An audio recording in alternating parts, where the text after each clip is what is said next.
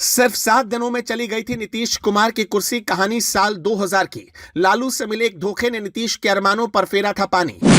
Nitish CM ना बन जाए, इसलिए लालू ने बिहार से झारखंड अलग किया, फिर भी रोक नहीं पाए नीतीश की कामयाबी का रथ। जंगल राज के खिलाफ पहली बार लोगों ने दिया था जनमत, राज्यपाल ने किया खेल। बिना बहुमत के सरकार बनाने का न्योता देकर नीतीश की करा दी थी फजीहत। अब प्रचंड जीत के साथ 10वीं बार मुख्यमंत्री पद की नीतीश कुमार ने शपथ ली तो उन्होंने इतिहास बना दिया।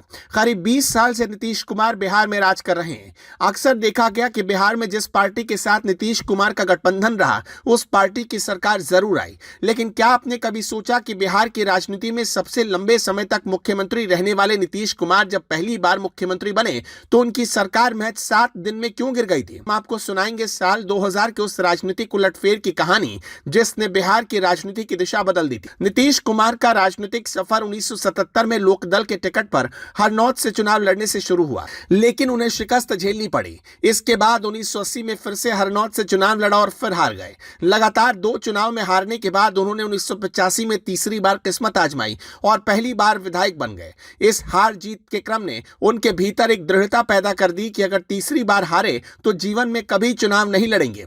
लेकिन किस्मत में सीएम बनना लिखा था। साल था 2000। उस दौर में संयुक्त बिहार हुआ करता था, यानी झारखंड भी बिहार का ही हिस्सा था। उस वक्त नीतीश कुमार के पास समता पार्टी थी और एनडीए का समर्थन प्राप्त था। विधानसभा चुनाव के बाद नतीजे स्पष्ट नहीं थे।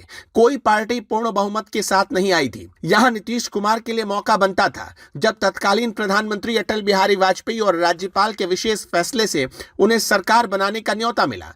बिहार विधानसभा चुनाव में लालू प्रसाद यादव की पार्टी राष्ट्रीय जनता दल यानी आरजेडी सबसे बड़ा दल तो बन गई, लेकिन बहुमत से वो भी दूर थी। तब झारखंड बिहार का ही हिस्सा था और विधानसभा में कुल 324 सदस्य हुआ करते थे। बहुमत के लिए चाहिए थे 163 विधायक, लेकिन आरजेडी और उसके गठबंधन के पास 159 विधायक ही थे। वहीं दूसरी ओर बीजेपी के पास 67 और समता पार्टी के पास 34 और सहयोगियों के साथ एनडीए के पास कुल 151 विधायक थे। केंद्र में उस समय अटल बिहारी वाजपेयी के नेतृत्व में एनडीए सरकार थी, जिसमें नीतीश कुमार कृषि मंत्री के तौर पर कार्यरत थे। बिहार के राज्यपाल विनोद चंद्र पांडे ने संख्या बल के स्पष्ट न होने के बावजूद एनडीए को सरकार बनाने के लिए बुला लिया। इसी के चलते 3 मार्च 2000 को नीतीश कुमार ने पहली बार बिहार के मुख्यमंत्री पद की शपथ ली, लेकिन समर्थन की कमी साफ थी और यह सरकार सिर्फ 7 दिन ही टिक पाई। नीतीश कुमार को आखिरकार इस्तीफा देना पड़ा। नीतीश का इस्तीफा देते ही लालू ने जोड़ तोड़कर फिर से अपनी पत्नी राबड़ी देवी की सरकार बनवा दी।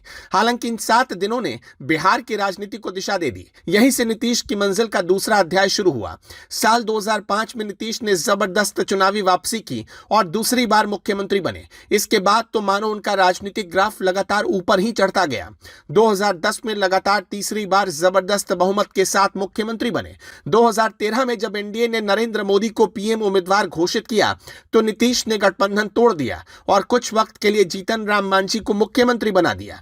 2014 में वो फिर खुद मुख्यमंत्री बने। अगले चुनाव में आरजेडी के साथ मिलकर मैदान में उतरे। 2015 में 5वीं बार मुख्यमंत्री बने, लेकिन ये गठबंधन भी ज्यादा दिन नहीं चल पाया। 2017 में वो फिर से एनडीए में लौटकर 6ठी बार मुख्यमंत्री बने। 2020 के चुनाव के बाद वो 7वीं बार मुख्यमंत्री बने। 2022 में एक बार फिर पाला बदला, आरजेडी के साथ सरकार बनाई और 8वीं बार सीएम बने। लेकिन 2024 के लोकसभा चुनाव से ठीक पहले वो एनडीए में लौट गए और 9वीं बार मुख्यमंत्री बन गए। हाल ही में उन्होंने रिकॉर्ड 10वीं बार मुख्यमंत्री पद की शपथ ली। नीतीश कुमार ने जिस तरह से उतार चढ़ाव, गठबंधन, धोखा और वापसी की इस यात्रा को जिया है, वो बिहार की राजनीति का सबसे दिलचस्प अध्याय बन चुका है। 7 दिन की सरकार ने नीतीश कुमार को मजबूत बनाया, उनकी रणनीतिक समझ को तराशा और राज्य की राजनीति के एक महत्वपूर्ण किरदार के रूप में स्थापित किया।